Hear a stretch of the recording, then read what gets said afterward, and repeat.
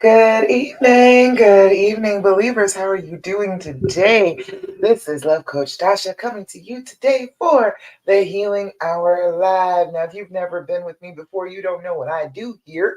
I am Love Coach specifically for women who have been cheated on, women who want to stay and reconcile after some infidelity, okay? And I know that other people will tell you that that's not a good thing to do, that makes you something bad, right? That makes you stupid, or it makes you a doormat, or it makes you a pick me, or it makes you naive. All of that to the side. All it makes you is a woman who is in love and wants to keep that love. Okay? That's all it makes you. That is the only thing. Hold on to that. Don't get all twisted up in what other people's fears and worries and doubts would tell them about this situation. You want this situation for you. You're the main character here. This is your story. And I'm here to try and help you get to your happy ending. All right? So I want you to come along with me for a little stroll down the healing path. Let me make sure I can see everything. If you're with me now, let me know. Give me some likes, give me some love. If you're catching me on the replay, hashtag replay always will work. Where is the live? I can't see what's going on with the live video here. Can't see it. Let me switch over. Something is wrong. I got a weird thing that I was somebody tried to get into my Instagram from Buenos Aires, so I had to go and fix that beforehand. All right. Oh, doggone it. It's saying set up the live video. It's already set up. What? All of that. Yep. Save the changes. Go live. Go live now. There.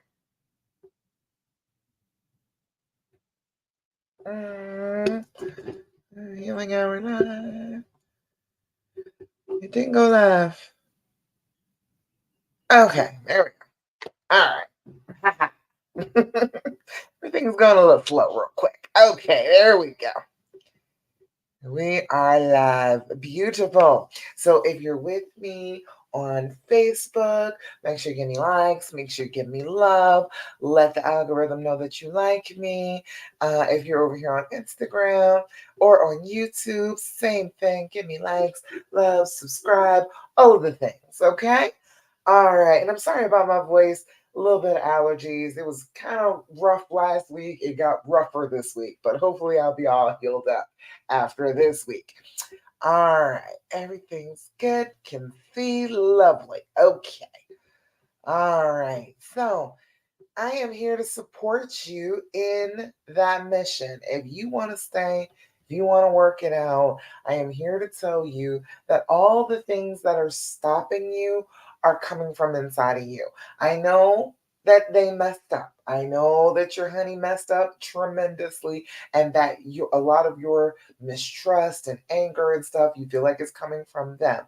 But I am here to tell you that after a trauma, we all go through the exact same stuff. We all have our bodies and our brains trying very hard not to let us be hurt again. And that's what you're going through right now. That's why everything is so difficult. That's why you feel like you can't quite get through and you can't quite reconnect again. It's because your body and your brain are fighting you in doing that. We need to learn how to stop that. We need to learn how to fix that, make it so that our bodies and our brains cooperate with us. That is why I'm always here to talk to you just about the things you can do to heal. Your healing is going to be found within you. It is not going to be found coming from your honey. Okay, it will not be on the outside given to you. It will be you working on things on the inside, calming yourself down, getting to a better place mentally, learning to understand and handle your triggers and your thoughts and your intrusive thoughts, all of that stuff. You have to learn how to deal with and turn the volume down on it. And that's what I'm going to teach you. That's what I teach you every single time we get together is tips and tricks for you to be able to get back in control of your body and your brain after this trauma has happened. All right. So that's what I want. That is what I'm doing here. Hopefully, this will help you as you are moving along. All right. So, first things first, I need you more than anything to do your deep breathing. Okay. I need you to do that. If you have not been doing it, you are doing it yourself a disservice. Have you been doing your deep breathing? You need to be doing that. If you are not doing it on a consistent basis, you are not changing what your brain is doing at all.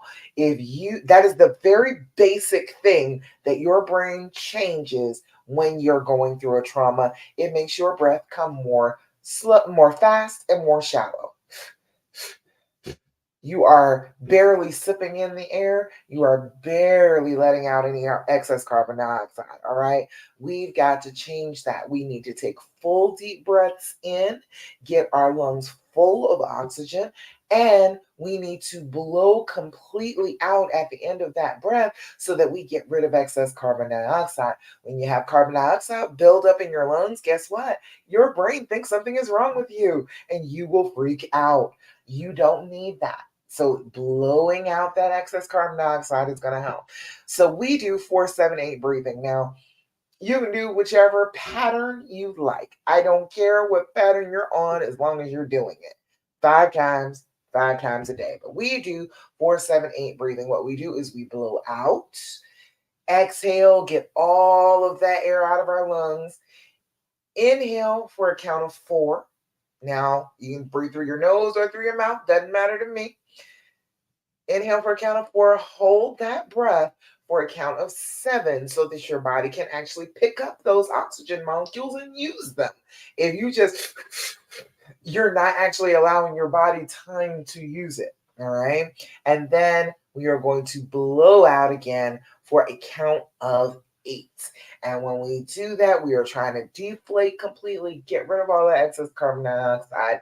And when you're blowing, I need you to make the noise of blow. Okay. I want you to make that noise and make the connection in your brain that that's a trigger. That is when I blow like this, I'm calming down. I am in control of myself. I am not in any danger. Okay. We can basically change our brains like that. That is a very small, very basic change that spreads through everything. Okay. So we're going to do our deep breathing together. We do 3 times for the sake of time, but 5 times a day for you. Okay. And go to my YouTube channel if you need me to walk you through it. There is a video on my YouTube channel, Love Coach Tasha. It says start here and breathe. You can go right there. All right. All right. But we're going to do it together now. I'm glad you're here with me. First things first, we're going to blow out. Inhale through your nose. 2, 3, 4. Hold it. 2, 3, 4, 5, 6, 7. Blow out. 2, 3, 4, 5, 6, 7, 8. Again. Inhale. 2, 3, 4. Hold it. 2, 3, 4, 5, 6, 7. Blow out. 2, 3, 4, 5, 6, 7, 8. Last time. Inhale. 2, 3, 4. Hold it. 2, 3, 4, 5, 6, 7. Blow out. 2, 3, 4, 5, 6, 7, and 8. Beautiful. How do you feel when you do your deep breathing? Let me know. Put it in the comments. Does it help you? It should. Everybody that does this and practices this on a regular basis that I work with, just the deep breathing on its own helps tremendously. It helps to calm you, helps to center you. If you do it before you go to bed, it'll help you go to sleep. If you do it when you first wake up, it'll help you wake up and have a better, more productive day. It is good for you, period. Breathing is always good for human beings, okay? So if you give yourself a little bit more oxygen, you are giving yourself a leg up on everything. Do your deep breathing. Okay. All right. Next thing that I'm always going to tell you, because I want you to be able to make yourself feel better, is to do your journaling. Have you been doing your journaling? If you've not been doing your journaling, people, I need you to get on that. I need you to jump on your journaling because you need this information. If you have been going through it, okay, and your body and your brain are fried, think about all the things that you repeat just because your body and your brain are fried and you don't remember that you said it. All right. Remember how many questions that you've asked that you already have the answers to that you could have right there in your handy dandy journal if you wrote them down. All right. It is a useful tool. You must utilize it for it to be useful, though. Sit down with your journal twice a day. First thing in the morning when you wake up, about 5 minutes. Think about your dreams. Think about things that you thought about the night before and you wanted to work out, what your day is going to look like today, things that could trigger you. Put that stuff down. Then at the end of the day, 5 minutes of journaling. What happened today? How did I do today? Let me evaluate. What's a problem that came up today that I'm like, I don't know if I can handle that. Let me think about how I'm going to do that tomorrow. Write it all down. Date, time, level of anxiety. When you start doing this consistently, okay, you're going to start writing in your journal more than just first thing in the morning and before you go to bed. You're going to start depending on it throughout the day because it will give you good information, good feedback if you're doing that. Your date and your time will let you know when things are happening. If you go back to your journal and it is regularly like 9:18 p.m. and you are saying every 9:18 p.m. on every Thursday, you got an issue, you got a trigger, you're trying to deal with something, that is letting you know that time is a problem. In some way, shape, or form, you are connecting that with trauma. You can do something about that leading up to it instead of letting it hit you and make you feel awful because you knew it was in your journal. You were like 9:18, 9:18, 9:18. Oh, hell, that's a pattern. And then you can actually know at 6 o'clock in the evening, I need to be doing something about calming myself down, doing things that I want to do that make me happy, that feel good to me, so that I can bring that anxiety level down so I don't freak out at 9:18. All right. Then your level of anxiety. Level of anxiety is 0 to 10. Okay. It can only be that much. Don't say my anxiety, my feelings are on 100. Okay. They're not. 10 is as high as it gets. 0 is nothing. 0 is everything is cool. All is right with the world. Hope you have lots of 0 days. Write those down in your journal. Then there's a 10.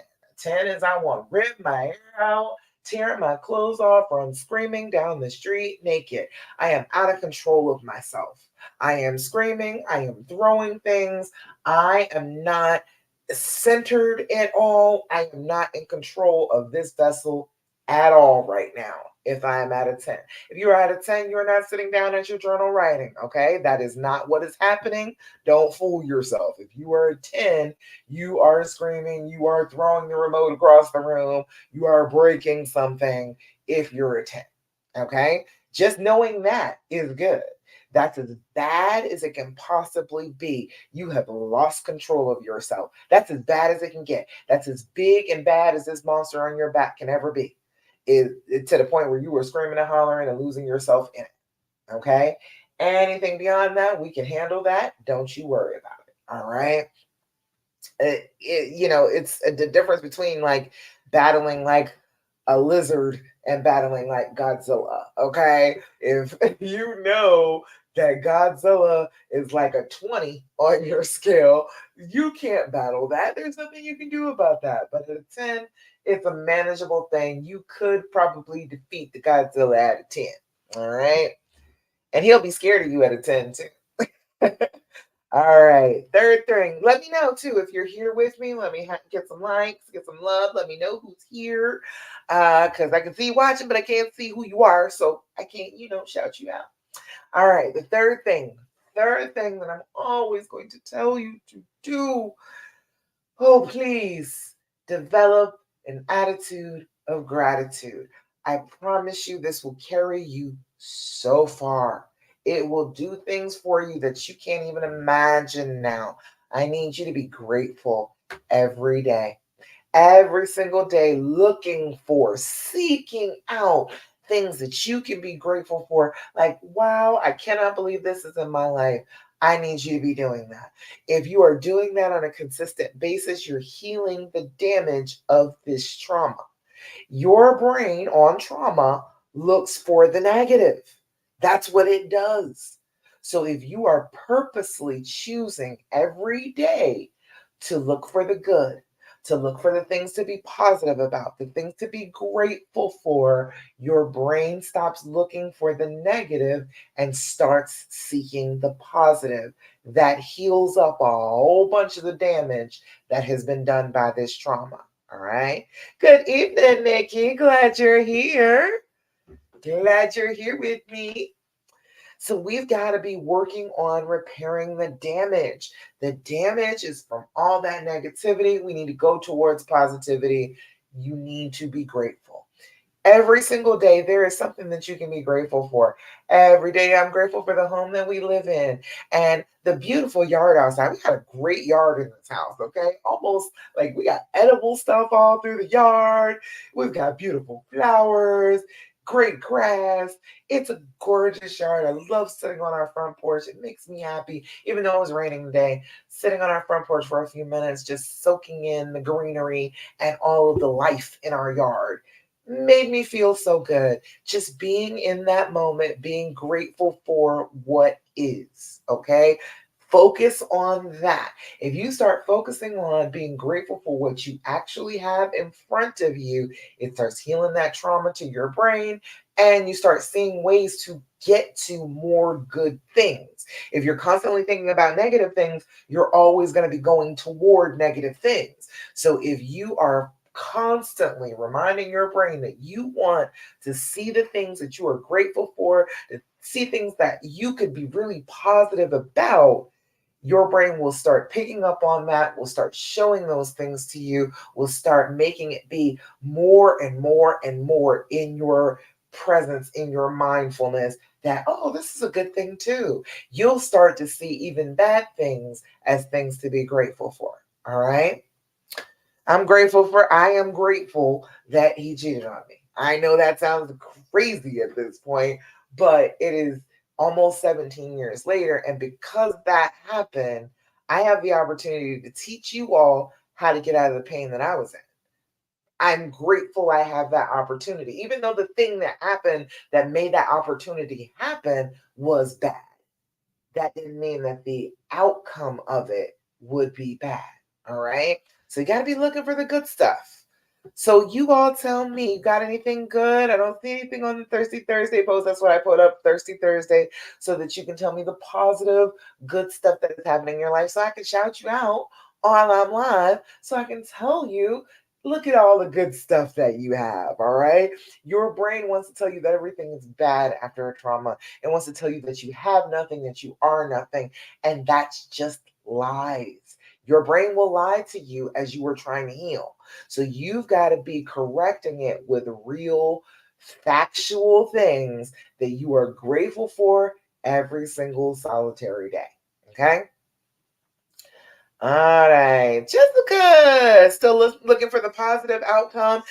It does, even if it's not the positive outcome of this, what is good going on in your life right now? Because there's still good, even though this hasn't come to its end.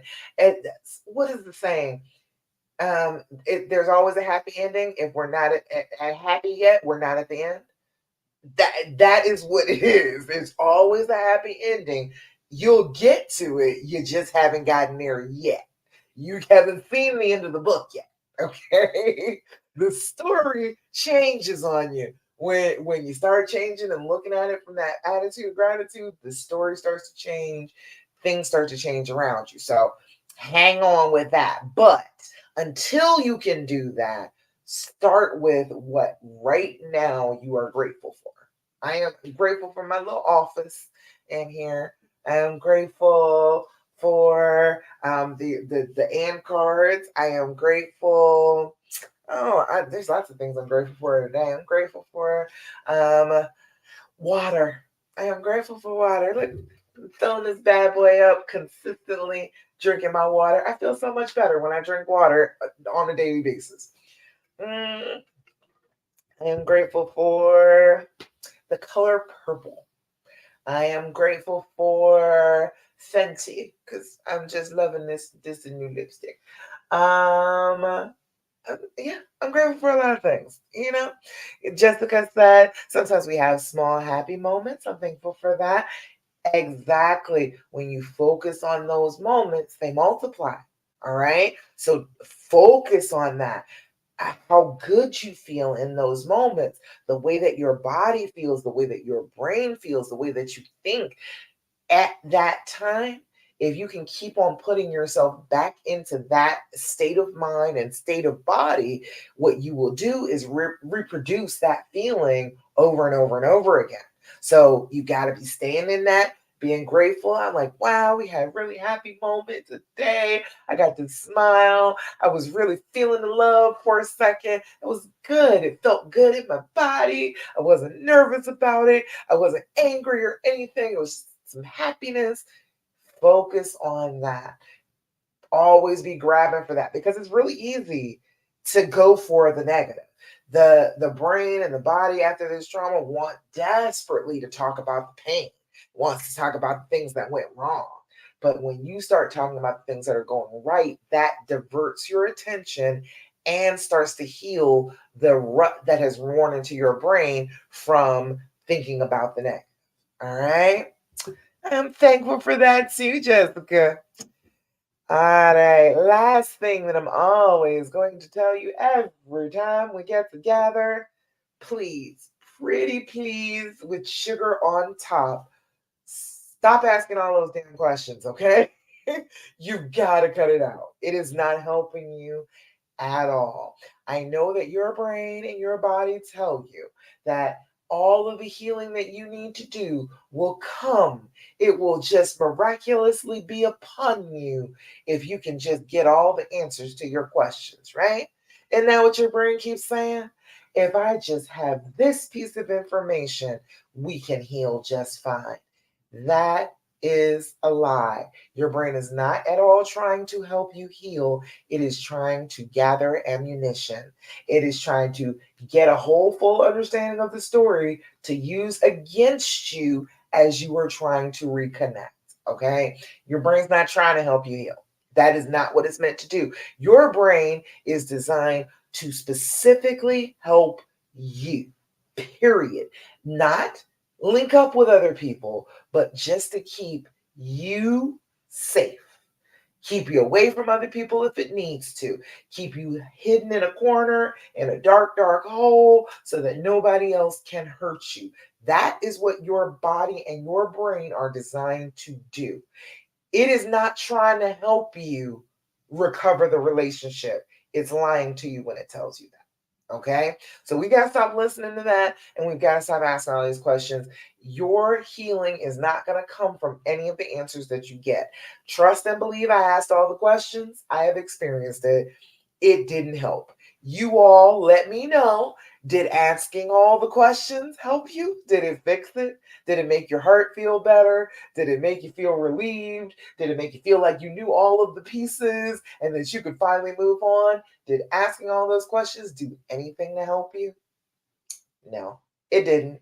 It didn't help because it's not designed to help. It is designed to give you more ammunition to use against them, not to connect you to them. Okay? So if you keep asking the questions, your brain is like, well, I've got to understand this. If I don't understand, how could you understand?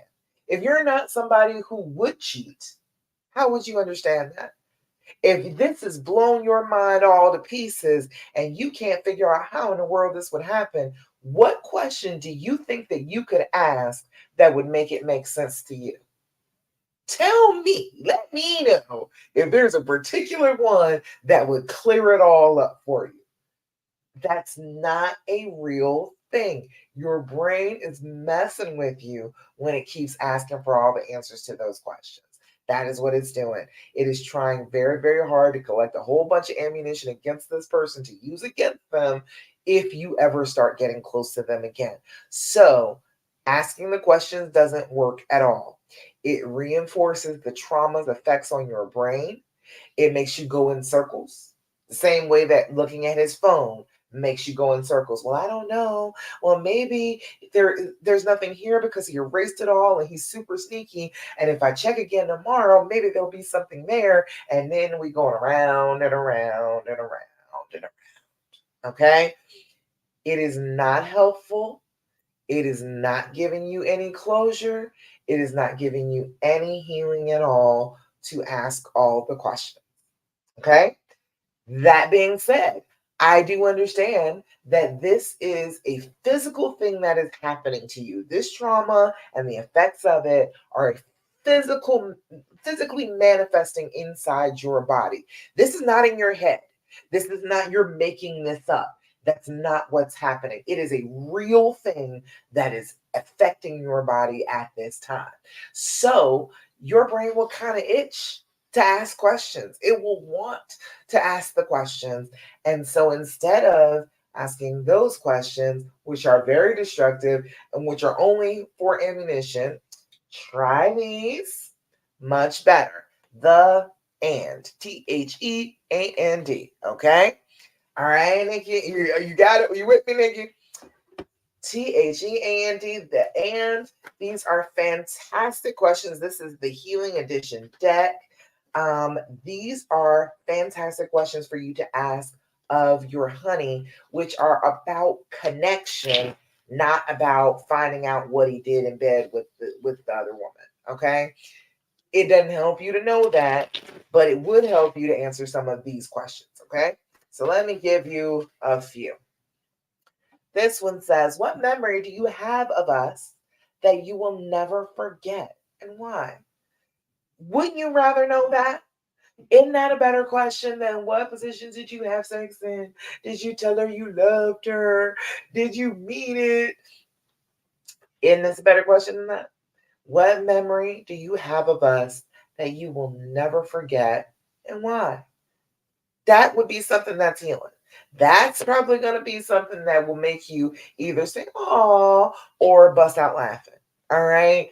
But either way, it's a better question than the ones you want to ask. Let's steer away from the traumatizing questions, steer towards more positive ones. Another one says, what do you think I see that others don't? Interesting question. I like that one. What do you think I see that others don't? And that could be anything. Could see in you, could see in the world. Yeah, do you see ghosts? What do you think that I see that others don't? And one more. What's the emotional itch you think I need to scratch and why? Wouldn't you like to know this more than the other questions that you've been asking? Wouldn't this be more healing to you, make you feel more connected, make you feel better in general in your relationship than the ones you want to ask? All right, we need to work on these. So get this. This is from Amazon. It's like $30, I think, for a deck. It's 199 questions. So, like I said, this was 3 questions. This is a whole conversation right here. These three questions, you could go for 30 minutes just on these 3 questions alone. So don't feel like you got to do a lot of them at a time to get really good results out of it. A couple of them will solve a lot of your issues about being more intimate, more connected. What's the emotional itch you think I need to scratch and why? I like that one. That's a good question. All righty. Now I'm ready for some questions. You got questions? You've been wanting to ask him questions. Don't ask him questions. Ask me questions. I got the answers for you. If you have been trying to get an answer out of him and you are like, damn it, he is not answering this question. He is not clearing this up for me at all. Give it to Love Coach Dasha. I'm going to answer your question, okay? I'm going to clear it right on up for you. If it's something that you are having a hard time understanding about this entire situation, if you need something to clarify, I got you right here, right now. All right. And I got questions already, but make sure that you post them. If you want to ask me a question, put them in the comments and let me know. All right. Let's see. Some good stuff today. All right. So, all right, let's start with Snow. Snow said, memories. Just in general, everybody that feels her on that, put a like in the comments and say that you understand what she's talking about with memories, okay? She said, and how not to think of his experience he had with her that I can't ever compete with, like vacations in beautiful places, snorkeling for the first time with her. Says he barely even remembers it. Can their memories actually fade from the affair? And of course, triggers. I can't even go to the beach because I just think of him wanting to be there with her, or them having the time of their lives. All right. Lot to that. We're gonna break it down, Snow. We got this. All right. First and foremost, how not to think of his experiences that he had with her that I can't ever compete with. First and foremost, nobody is asking you to compete. You're doing that. You're asking that of yourself. Nobody is saying that you have to have the exact same experiences with him. Nobody is saying that you had to try and do them with him just to measure up to this other woman. That was not necessary from the beginning. So I want you to stop feeling like that. I want you to tell yourself that from the very beginning. I am not competing with anyone. My life is my life. Other people's lives are other people's lives. What I experience is what I experience. I am not going to try and compare my experiences to anybody else's experiences because that's not the point. The point of being on this planet is for you to have experiences on your own, and whether other people have them or not, that doesn't matter. Did you have them? That's the only thing that's important, okay? So don't try and compete about things that they've done, all right? That being said, let me just tell you that yes, a lot of his memories are going to be faded from that time. I explain. He is in that moment living in some trauma. For you to decide to go take some random side chick snorkeling on the beach and carrying on, that for that to be a good idea in your head, you can't be in a good place. That doesn't even make sense. Why would you do all of that? You've got a woman at home, you take a completely other woman snorkeling. You trusted her with your life? You don't even know this shit. Okay, there's a lot going on inside your brain if you think that that's a good idea.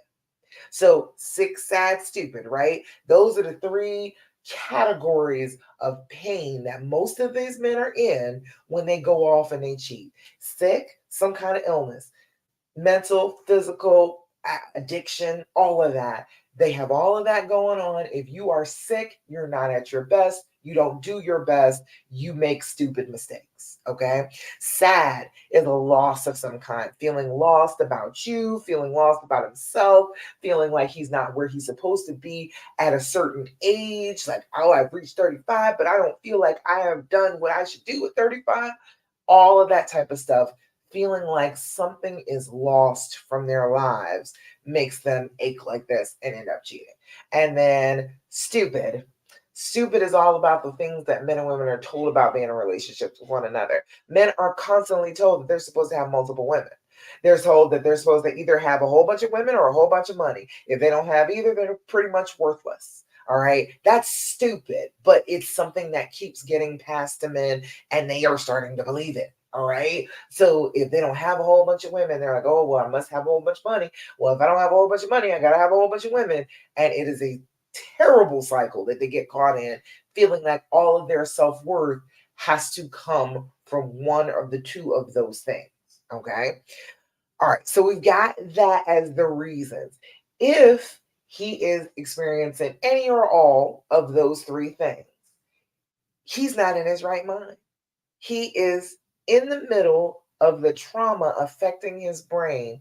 And so all of that crap he did with her is very, very faded. It's not present the way that you think it would be. You think that he was doing all this. So this got to be sparkly, bright memories that he is deeply into. If you're hurting, your memories don't affect or don't come through like that. Your memories, when you are traumatized, when you are hurting, when you are going through something, are bad. You can't remember. A lot of the time when we try and ask them the questions, you are asking somebody's traumatized brain to come up with a whole bunch of details about something that in the moment, all they were trying to do was just feel better. They weren't paying attention to what was happening. They were just struggling to keep their head above water. Okay, that's most of the time what it is. Most of the time, all these questions that we want to ask them, they really don't remember because they were traumatized. There's a lot about this period of time in your life that you're not going to remember. That's why I tell you to go ahead and journal.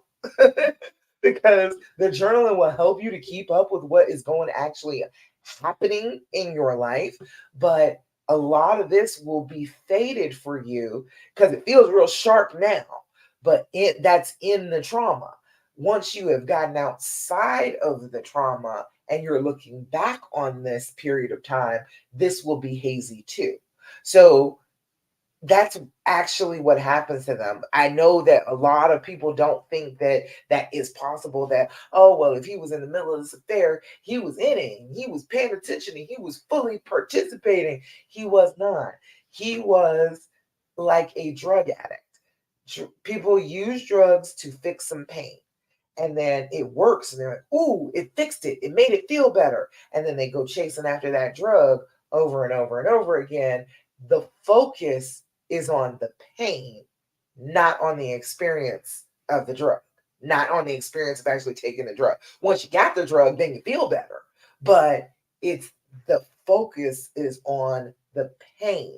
Whatever is wrong inside you that makes you feel like this is a good idea, I should bring my side chick snorkeling. I don't know her. She could kill me, but I'm gonna go ahead and do that. That is where he's coming from with this thing. With this thing that he did with her, that's where he was coming from. So it wasn't a good place. It wasn't a place filled with positive, happy memories. It is a place filled with pain, and memories made in pain often get a little fuzzy. When you come out of the pain, when you come over through the other side and you try and look back on it, the pain is a little fuzzy. Same way that having a baby, I know was excruciating. I know it. I know in my head that I stayed up all night and I rocked back and forth and everything hurts. And I was like, I'm about to be torn apart. And then the next day after she came out, all of that pain, the actual, like, what it felt like was gone. The experience of all of that while I was in pain was pretty much gone. It was just the oh yeah, I remember we went through this, but it didn't have that emotional pull on me anymore. So a lot of the time when you remember pain, it's a little fuzzy. All right. And you are taking it as this was a great time for him. But I need you to understand that if you are making a decision this bad for your life, for the person that you love, you cannot be in a good place. That just doesn't make any sense. To be in a great place with the partner that you have and then go do something this stupid, that it can't be that, right? You cannot be in a good place. So you're expecting that, oh, he was in a great place and he should be able to tell me all these fantastic memories that he was making at the time. And I'm here to tell you that it was not like that. Does that make sense? Let me know. Snow, are you here with me? Let me know if you're here, if that makes sense to you, if I'm sounding crazy. But that's what happens on a regular basis. You know what I mean? That is what it is. They're hurting and they don't remember a lot of the details. They don't. Let's see, what else was she saying? And of course, triggers everywhere. See, we just did the tricky triggers challenge. I wish y'all had been there for the tricky triggers challenge, but we went through a whole week of talking about the triggers. I'll give you the basics of it, okay? The basics of it is your triggers are threefold. They are physical, all right? There's a physical reaction that you were having. There is the thought that you have once you've had that physical reaction, and then there is the action that you take associated with that feeling and that thought. All right. So it could be something reminds you of when you were hurting, you know. Hey there, Digital Empire Elite. I see you over there on Instagram. Hey, girl. So when you are experiencing a trigger, something happens, like his phone will ding, okay? His notifications will go off. That immediately puts you back. It sends you immediately back in time to the moment where you found out that he was cheating, okay? It connects those two moments in time for you, all right? That will come along with a physical sensation. All right, everybody that is asking me about triggers. Snow, you're asking me about triggers today. And who else was that? Jessica, you're asking about triggers. Okay, when you're having the trigger, there is a physical sensation that happens. Where is it? Tell me about it. If you are triggered, your body feels something. And it could be a lot of different things, okay? It could be squeezing pressure in your head. It could be whooshing in your ears from your blood flow changing around. It could be your vision narrowing down to just the thing that's in front of you. It's called tunnel vision. All the rest of it gets dark. Your mouth can go dry. Your mouth can taste like metal. That is the taste of adrenaline in your mouth. When your mouth goes dry and it tastes like you're sucking on pennies, that's the way adrenaline tastes in your mouth. Okay, you can taste it because it's in your bloodstream, so close to the surface, you can actually taste it in your blood. Your throat may feel tight, feels like something is trying to get out or trying to crawl up and say something.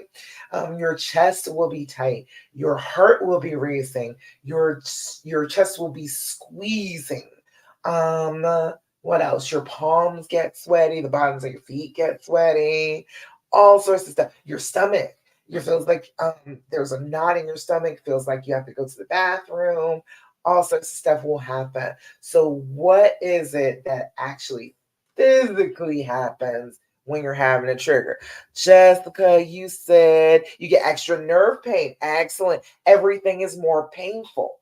It's more acute because your blood flow is going to your extremities and it's tingling. It is giving you that tingling sensation. And a lot of time your hands and your feet will get numb because if you needed to fight or run away real fast, you can't have as much feeling in your hands or your feet. So they'll get tingling, but it'll feel like, for me, when it gets tingling like that, it is nerve pain for me. Muscle knots, everything gets all knotted up because you got this adrenaline coursing into your large muscle groups and getting them all ready to do the thing, to fight when you need to. So they are clenching those muscles. So you feel it like that. That was Michelle. Jessica, you said your heart racing. Your heart pounds like that because your body is actually trying to distribute the blood differently in your body. There's a real thing happening here. It goes to your arms to fight more, goes to your legs to run away. So it is not in the core part of your body as much as it is in your extremities. Your heart pumps like that to spread it out so that you're ready for the fight. Your stomach turning, because that blood flow comes from the center of your body and goes out, it is not affecting your digestive system anymore. Your digestive system gets abandoned. It's like, hey, we don't need to digest anything right now. We need to fight or we need to run. And so everything just slows right on down to a crawl. And then sometimes it wants to empty itself out. So then you end up wanting to go to the bathroom. But yes, all of that. When you are experiencing that feeling in your body, you are triggered. Okay, it is already happening. You may not know what it's about, but if you start paying attention to, my heart is racing, my muscles are all tensed up, I'm getting that nerve pain, that prickly feeling all over. If that starts happening, assume I'm triggered. I'm triggered. I must be triggered. I am feeling it in my body. My body is giving me the signal that I'm triggered. All right. That's the first thing. If you can catch that part, that just that little thing, pay attention to your body enough to know when the trigger thing is happening, and do your breathing and calm yourself and center yourself enough to make that feeling go away. You'll be on top of the triggers. Okay. Your body tells you way before your brain ever knows. Okay. Then the second thing is your thoughts. What is the thought that goes along with that painful sensation? The thought of our life will never be the same. Our love story isn't what I thought it was. It's not as happy as I thought it was. He never really loved me the way he said he did. Nobody's ever loved me the way that they say they would. It gets real deep. It goes all the way back into childhood and stuff. What is the thought? Give me that right quick. What is the thought inside your head that keeps on repeating? It will keep repeating itself over and over and over again. Once your body has gotten revved all up, then your brain starts kicking in and be like, yes, I'm triggered because I feel that I don't get enough attention and nobody really cares about me. It will start to tell you that. What's the thought telling you? Come on in the comments. Tell me what the thought is. All right. But those two things together, the physical feeling and the thought, make you want to act. They make you want to do something, because we are talking about a fight or flight response. We are talking about our body's automatic, I need to fight or I need to run to save myself. Your body will want an action. It will want to do something. Okay. And we've got to be careful, because that something is probably real devastating. That something that your body wants to do is probably going to cause you more problems. That's something that people want to do automatically a lot of the time is go to him. Go sit in front of him and say, I'm triggered. You're the one that caused me to have triggers. You need to fix my trigger. Okay. Which does absolutely nothing. And he can't fix it. He can't crawl around inside your brain and go tinkering around with your brain and pull out the part that he made happen with the trigger. He can't do that. And he's not qualified to do such a thing. Okay. He is already messed up enough. We are not trusting him to crawl around inside our brains. No, absolutely not. So your brain will tell you that this thing will help the trigger, but it will not. So what we're trying to do is we're trying to have the feeling in our body and see it, understand it, know what it is, then see the thought. Again, notice it, understand it, see what it is, but then we are trying to lengthen the time between having the feeling and the thought, lengthen that time to action. The feeling and the thought come right on top of each other most of the time. But we are trying to stretch out that last part. We're trying to go from, ooh, this thought is miserable and it's making me want to do.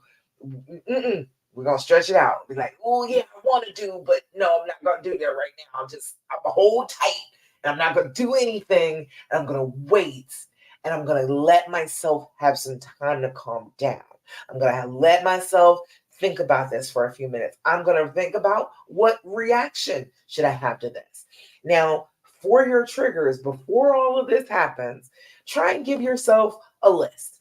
Go take your journal, write down, okay, I could be triggered by his phone. This is what the feeling in my body is. This is what the thought is that they have. This is what I normally do. I'm coming up with a new plan, and come up with 3 things, something to soothe the body. Going to take a nice shower, going for a run. Your body wants to do something physical when this is happening. Doing something with your body will help that part. Then you're going to go to the thought. We're going to change the thought. We're going to change our attention. We are going to switch it around in our head. Well, nobody's ever loved me. I am the most lovable goddamn character on this planet. I am the main character People love me. They want to hear my story. They want my happy ending to come. That's just not true about me. And fight that thought. Okay. So we've got to have the each thing set up ahead of time. If you can know what the triggers are and know what you're going to do about it, when you stretch that time out, you go run to your journal and be like, okay, wait. This is the trigger about the phone. Okay, this is what I'm going to do for that. My physical thing, my thought thing, my action thing. This is what I'm going to do. This is my plan.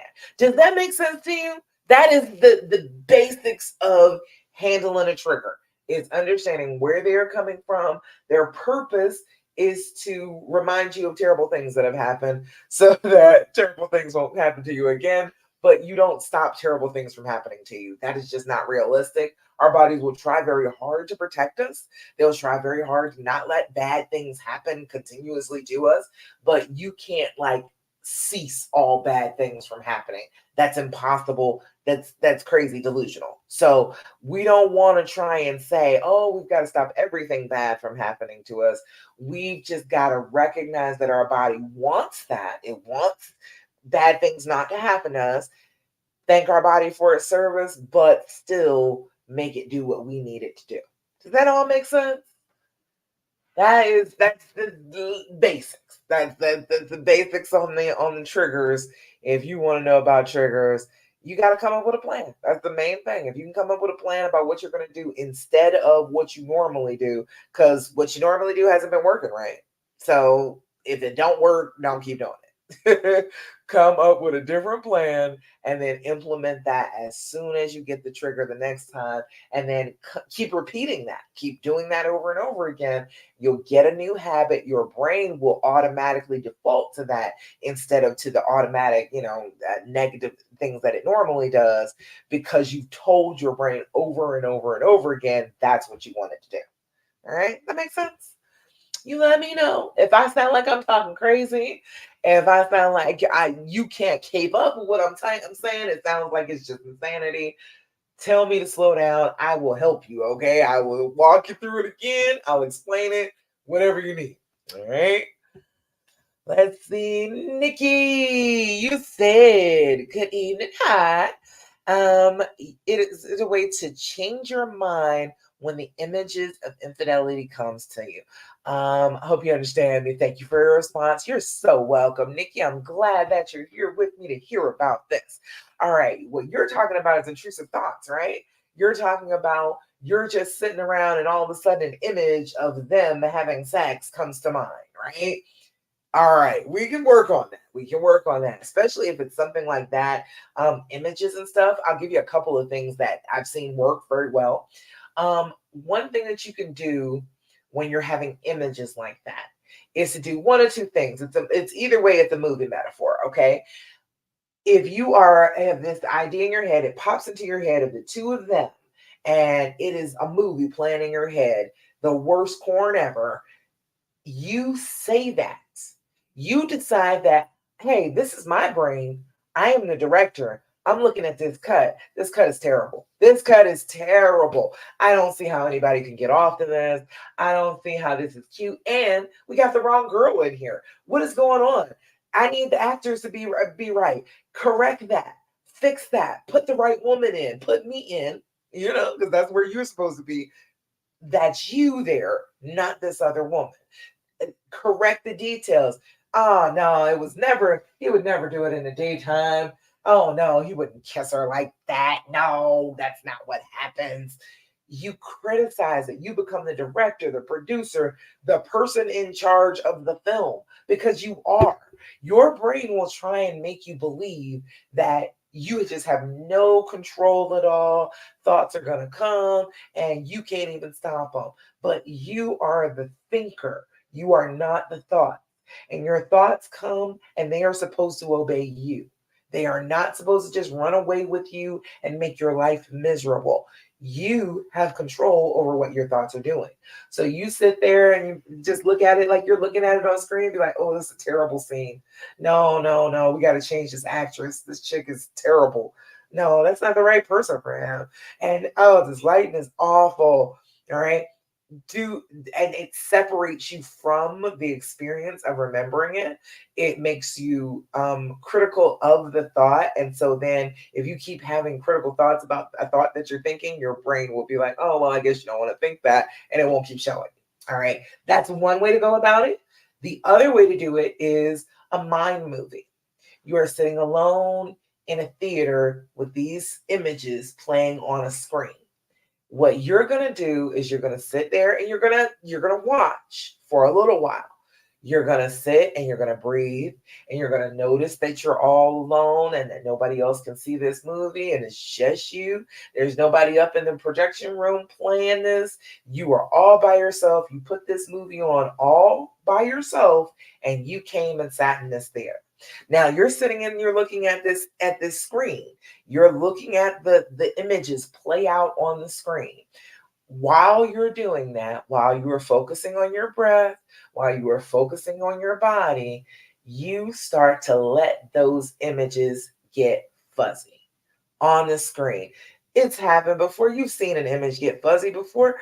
It starts to fade out a little bit. It's not as crisp. It's not as sharp as it was. You can't see it as well. And you sit there and you let that happen. You let this film that's playing on the screen in front of you start to disintegrate. There's more and more light filling up the screen. It's just the projector light now, because the images themselves have gotten so fuzzy and so grainy that they are starting to spread out, and they're not even on the screen anymore. Okay, it's a great exercise to do when the thought is there and you can't make it go away. If you sit down in your movie theater and imagine that reel is a bad reel, and it's going to start to fade and fray away, and it's just going to be light on the screen when you get finished. Does that all make sense? That's a lot, but one of those two things are really great for changing what your brain is saying and doing in that moment. Some other things about getting rid of intrusive thoughts. Notice that it is a thought. Notice that thinking about, oh, he was having so much fun having sex with her. And you step back and you say, hey, that's a thought. You are a thought.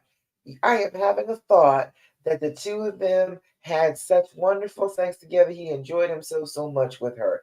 I am having a thought. That is a thought. That is not a memory. That's not real. That's a thought. That's just something that I made up in my head. A lot of the time, just noticing that a thought will disintegrate it. It will make you be like, oh, well, that was just a thought. And then you think the next thought. A good way to practice understanding that thoughts come and go is to sit down with your journal, do a little breathing, center yourself, and then put a pencil in your hand, pen in your hand, put it on the page, and then allow your arm to write whatever is coming to your mind, whatever thought pops up. Oh, the desk underneath me is hard and it's cold, and I might need to dust it a little bit, even though I just cleaned it. And I'm on film right now, and I am live, and I'm talking to all my people. And oh, look, my ring is blue, and that's a mood ring, so that means that I'm in a happy mood. Follow the thoughts. Just start writing them down, letting your hand take control and write about it as you are letting the thoughts come. Because you will notice that thoughts are, number one, very temporary. If you're hanging on to a thought, it'll stick around. But a lot of the time, if you just allow the next thought to come, that thought will fade away. That thought will go away. So we've got to let the next thought come. So just sit there and practice with that. Yes, this is a disturbing thought that I have, but it's just a thought. It is just a thought. It is ephemeral. It is not real. It carries no weight. It is just an idea that has popped into my head. And now, what's the next idea? All right. Does that make sense? Oh, there's so much you can do for intrusive thoughts. There really is. Accepting them is hard, but just saying, okay, yeah, that's a negative thought. That is a negative thought that I'm having about myself. That's a negative thought I'm having about my relationship. Huh. Okay. That's what I did. I had a negative thought. All right, what's the next one? All right. Because if you keep focusing on that one thought, you get stuck on that one thought. Let's see. Oh, expect the thought to come back too. The thought will come back. It will return once it's disintegrated, but it will disintegrate again just as easily as it did the first time. Okay, it's a whole bunch of stuff. You can't sit there and engage with the thought. You can't just sit there and try and be like, no thought, and try and wrestle the thought into submission. As you are trying to push it, as you are trying to wrestle with it, you are engaging with it, and so you are reinforcing thought. So we've got to let go. We've got to say that's an unpleasant thought I do not want to engage in. Brain, you're going to have to change your thought. You're going to have to give me a new thought to think and let your brain come up with something new. Okay? Oh, there's so much about intrusive thoughts. There's so much that could be said about that. That's like a whole hour unto itself. Okay. Let's see. Anything else? You all got any other questions, comments, thoughts, complaints, anything else that you want to talk about? All right, got that part. Yes, yes. And Snow, you said that you can't go to the beach because you're thinking about him wanting to be there with her and them having the time of their lives. You need to have the time of your life. If you want to go to the beach and you want to go and spend that time with him, if he had gone to the beach with her before he ever met you, does that mean that you can't go and be together with him and have a good time on that beach? No. So just because he went with her while you were together does not take that away either. You can still go to this same beach. You make your own memories on this beach. You make it your own. Put your stamp on it and don't allow other people to ruin it for you. If that's where you want to be, go be there. Go do the things that you want to do. Do not be stopped by the pain. Do not be stopped by the trauma and the fear because it will try and stop you from doing stuff like that. It will try and stop you from going to the beach and being happy with him because, oh, well, I could get hurt if we do this. Yeah, you could. Yeah, you could. That's what you got to get over that part. Yeah, it could be hurt. I could be, that could happen. That is altogether a possibility on this planet in the reality that we live in. However, I'm not going to sit here and concern myself about getting hurt. I am going to concern myself about living the best possible life that I can, the most open, happy, loving, exciting life that I can possibly put on this planet. That is what I'm going to be concerning myself with, nothing more. And then as you are doing that, that is what your brain focuses on. It heals the damage of the trauma and does what you are choosing for it to do instead of the automatic things that happen when you're in pain. Okay? Does that make sense to everybody? You all let me know if there's anything else that I didn't go over that you want more information on. Go ahead. Feel free to put it in the comments. But I think that's all for now. I think that's all I got from everybody. All of the questions that I got. I just want to remind you I have put together my dreams formula for healing and reconciling after infidelity. 6 steps, okay? It's 6 steps. It's very simple steps. If you do the steps, you will start to heal, okay? You don't even need to work with me.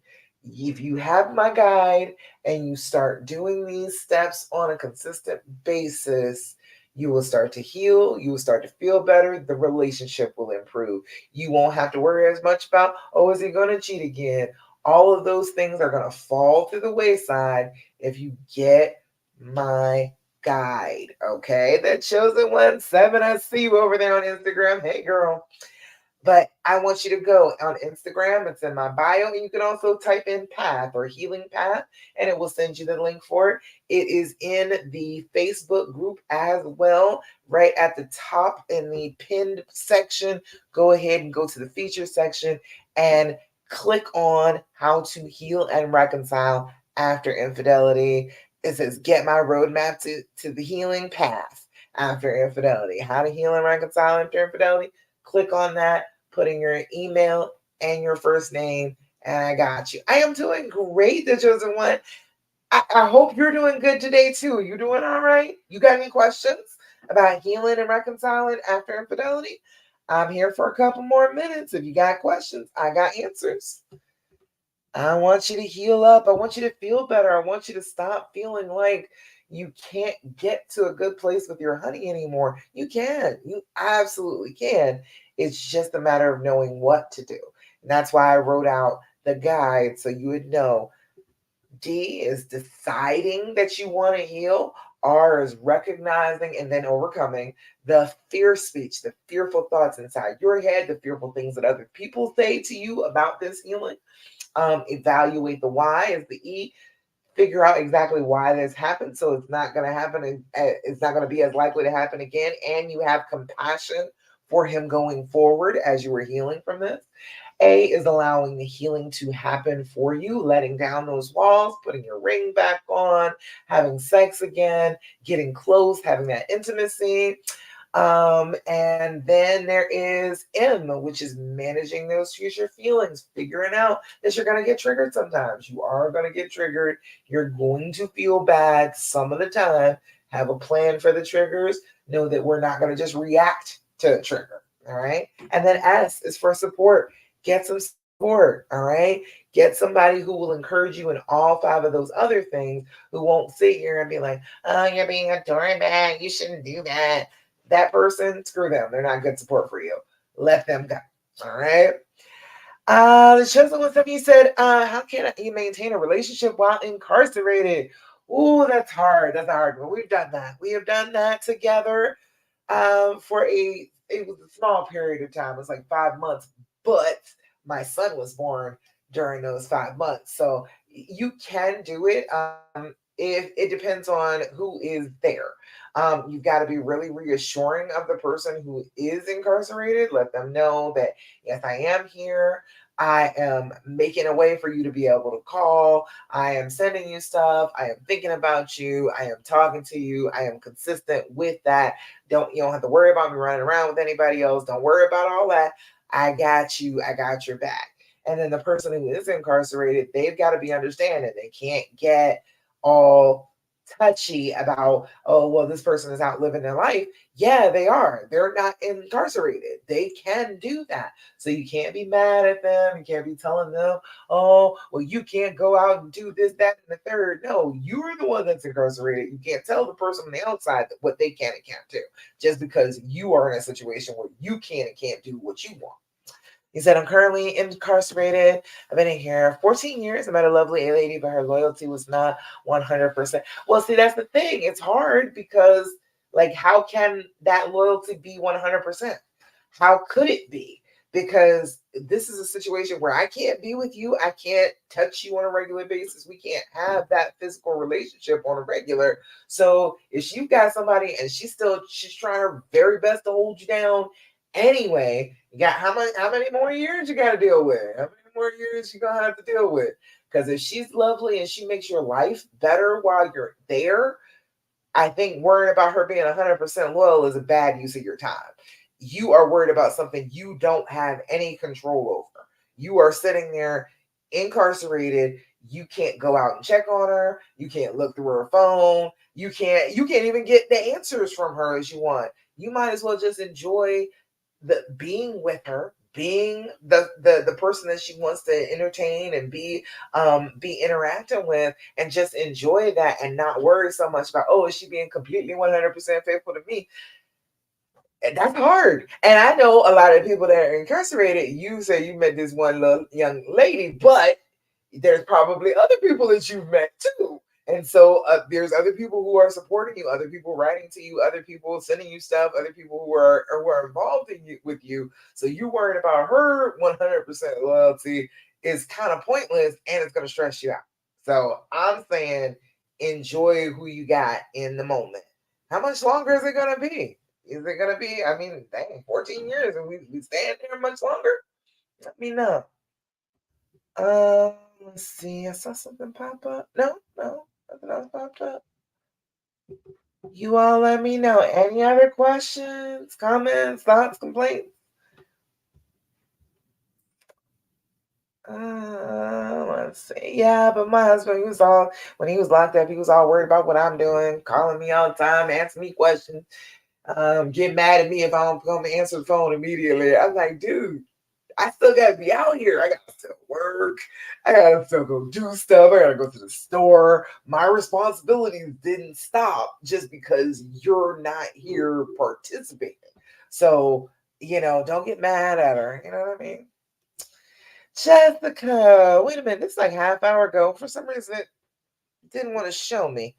Jessica said how to deal with our family private special moments that was shared with the AP. Showed her the pictures and told her about it. Now it feels like they got taken from me. No, they didn't. No, that's not what happened. They didn't get taken from you at all. Those are still your special memories. You can show a memory to any old body. It doesn't matter at all if they happen to be their affair partner, if they saw it on Facebook, whatever. It does not take that from you. Don't let your brain do that to you, because that's not true. And you know that's not true. You know that those memories just didn't disappear, and it wasn't just, oh, so it was so terrible at that I can't even enjoy these memories anymore because she saw them. No, let's not give side chicks that much power. That's too much. It doesn't want. I will DM you. But yeah, that don't let your brain tell you that that is not true. Don't accept that. Don't let your brain be like, oh yeah, yeah, she got to take that from me. No, she didn't. These were special moments that happened in your family. They were still real, even if she got to see them. But from now forward, you've got all these memories that you're going to make that she's not going to be a part of. She's not going to have any idea about. So just because she saw a few memories, she got to be on the edge of the story and look at the nice story for a little while. Go ahead and pat her on the head and tell her, oh, don't you wish you had something like this, and keep on living your life. Does that make sense to you, Jessica? Don't sit there and get stuck on that. Don't tell yourself that she somehow took it from you. She can't do that. This is your story. These are your memories. That's what's happening. Don't get it twisted. Don't let your brain tell you something completely insane and make you believe it. That's just not true. The fact is that you experienced these things and they were a good, beautiful, lovely, wonderful part of your life. Take them in, hold them close to your heart, and do not let them go. Okay? Let's see. Anything else? Anybody else? Any other questions? I guess that's about it. So, one last thing I always tell you every time we get together is to do your affirmations. I need you to work on that. Get your affirmations down to a daily thing. Sit down, look at yourself in the mirror, look at yourself in the camera, and tell yourself your affirmation very clearly with authority and act like it is true. Act like it is the most true thing you've ever said in your entire life, okay? Your brain has a memory of everything you say about yourself. So if you are constantly telling yourself negative things about yourself, guess what? Those are affirmations too. You are telling yourself an affirmation of a terrible thing. And so that's what your brain will believe if you keep mentioning it. But if you switch it around and decide, no, I'm going to think good things about myself. I'm only going to keep on repeating good, positive thoughts about myself to myself. Your brain will believe you. And your brain will think, oh, well, yeah, we are wonderful.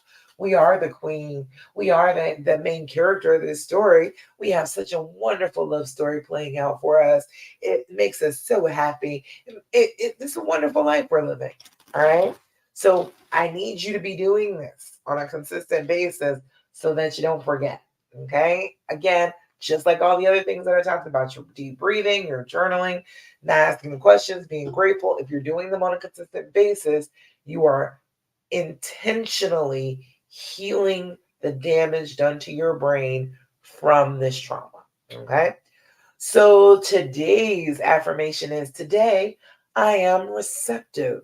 Today I will let go of the past. I will live in the present and I am looking forward to a bright future. I am all for that one. Today I am receptive. I will receive good things. I will receive a bright future. I will not stay here and look in the past anymore starting today. Okay? All righty, y'all. That's about it for the Healing Hour Live. Thank you so much for joining me for the Healing Hour Live. Remember, do your deep breathing, do your journaling, be grateful about everything you possibly can. Um, don't ask all of those questions. Don't ask any of those questions. Um, do your affirmations and don't listen to what fear tells you to do because it's always wrong. All right. All right, y'all. I love you. And I'm so, so proud of you for being out here trying on unconditional love. It is amazing that you are doing that.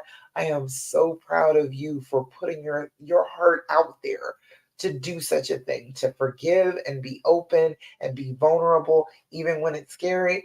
I think you're phenomenal for that. You deserve to be the main character. Oh, and don't forget, look on everywhere that I am. There, I have some slots still available until October for free sessions. So if you need a session, you want to talk with me, I'm here for you. All right. All right, y'all. Thank you so much for joining me. I will see you again next week, 9 p.m. Eastern Standard Time for the Healing Hour Live. Bye, y'all. Bye, Instagram. And bye over here to Facebook and YouTube.